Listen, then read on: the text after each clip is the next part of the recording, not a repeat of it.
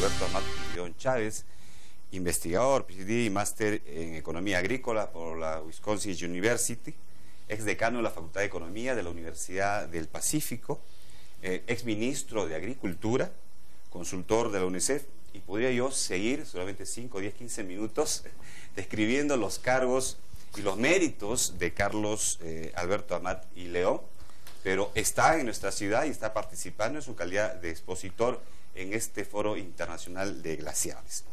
Y como Carlos Amat y León está muy vinculado a los temas económicos, yo quiero partir, primero dándole la bienvenida. Mucho gusto de tenerte acá, es un placer y es un honor también.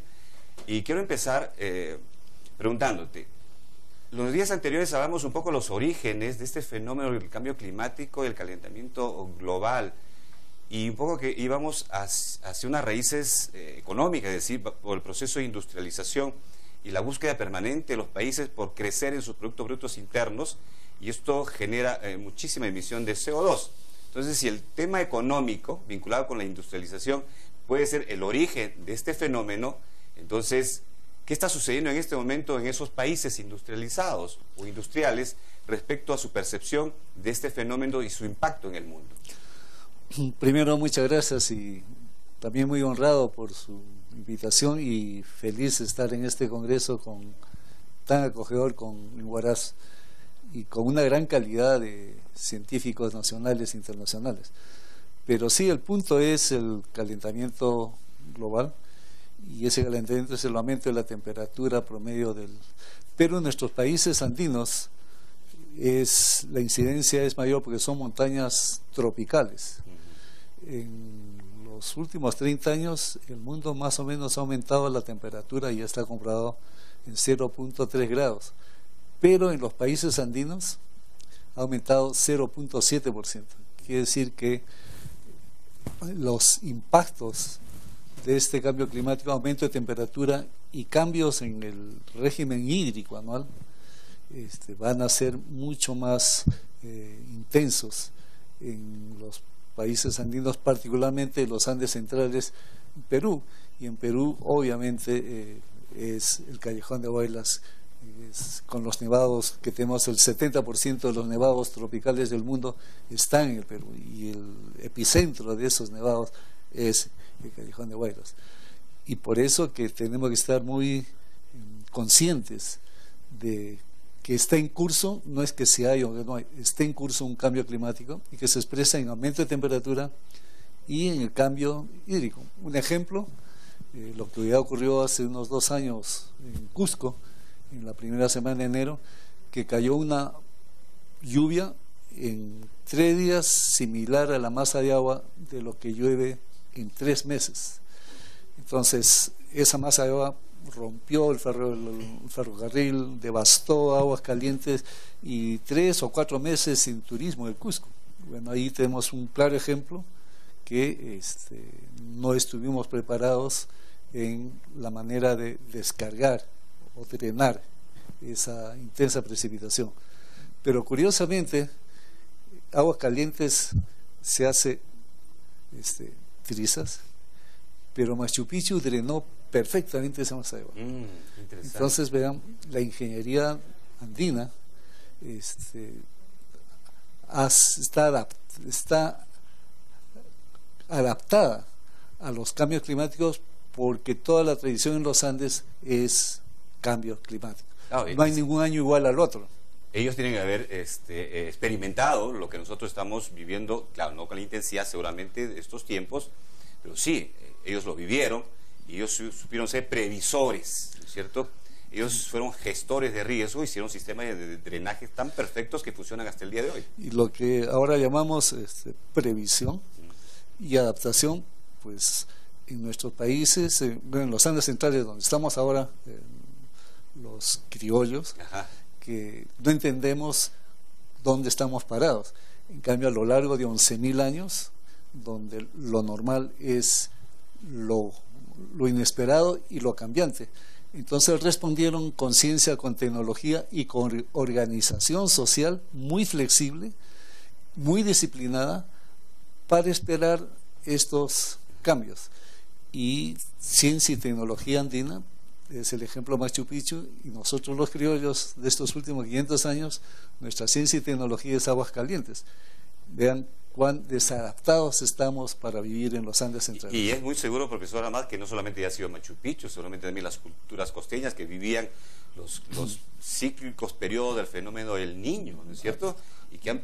Seguramente sus avances en estos estudios tecnológicos y su adaptación a su entorno les ha permitido subsistir por miles de años seguramente, y permitir también que su legado permanezca hasta el día de hoy. Efectivamente, en la zona norte, en los Mochicas, claro, ellos no se les ocurría tener grandes diques para embalsar los ríos y ahí desviar para hacer la gran irrigación en la costa. Ellos lo que hacían es esperar al río y hacían canales tipo la columna vertebral de la Corvina, que son laterales los canales, y así esperaban la embestida de una avalancha, y disipaban esa energía y ese caudal y los llevaban para los costados y los esperaban con varios canales laterales. Año seco pues se quedaban arriba, pero un buen año húmedo llevaban esas aguas conduciéndolas lateralmente hasta las orillas del mar, y de esa manera no tenían catástrofes naturales. La catástrofe natural es lo inadecuado de nuestra ingeniería y de nuestros métodos a eventos que nos sorprenden, pero cuando uno observa, uno responde con inteligencia a este ambiente de mega diversidad y mega variabilidad, que esos son los parámetros en los cuales opera la economía, la sociedad y también nuestros valores y nuestra cultura, totalmente sincronizado a la naturaleza. Y por eso que en la civilización andina, que tenemos que aprender muchísimo, y el cambio climático nos va a obligar a preguntarnos cómo la hicieron ellos. Y además, ¿por qué cambiamos tanto en estas últimas décadas, en estas últimas centurias, digamos así, post-incanato? Y antes de hacer una pregunta, un pequeño comentario que de repente usted me lo replica o me la replica.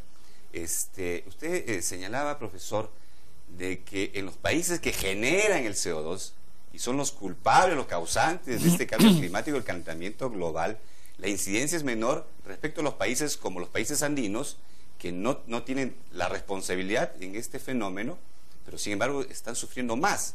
Es como decir, estornudan en los países industriales y nos enfermamos aquí en los países andinos. Bueno, para ponerlo en criollo, ellos ocasionan y la viven mejor, y nosotros, sí, pues, nosotros pagamos la cuenta. Exactamente. Eso somos es, los paganinis. Eso es, no es justo. Ciertamente, el cambio climático sí nos pone en una situación donde tenemos que repensar la manera como vivimos en la Tierra. Sí, claro, exactamente. Porque en los últimos, la revolución industrial, pero particularmente en los últimos 150 años, todo lo que es crecimiento, que los economistas nos encanta decir, la economía está creciendo, el PBI. Forma sostenida. Sostenida, y somos vigorosos, 7% de crecimiento, pero es crecimiento material. Y los países llamados desarrollados porque tienen un alto consumo material.